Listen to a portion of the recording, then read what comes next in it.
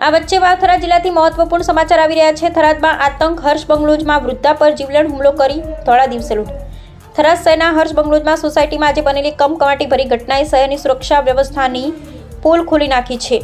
થોડા દિવસે એક બુક્કાનીધારી અજાણી યુવતીએ ઘરમાં ઘૂસી એકલી રહેલી વૃદ્ધા મહિલા પર લોખંડની ક્રોસ વડે જીવલેણ હુમલો કર્યો હતો અને તિજોરીમાંથી કિંમતી પેકેટ લઈને ફરાર થઈ ગઈ હતી, જેમાં આરોપી યુવતી ખૂબ જ ચાલાકીથી ઘટનાને અંજામ આપ્યો હતો। તે પહેલા ઘરમાં આવી પોતે ઝવેરાતની દુકાનમાં નોકરી કરવા માંગતી કરાવું હોવાનું કહીને માહિતી મેળવી હતી અને પરિવારજનોને દુકાન જઈને વાત કરવાનું કહી ગેરમાર્ગે દોર્યા હતા।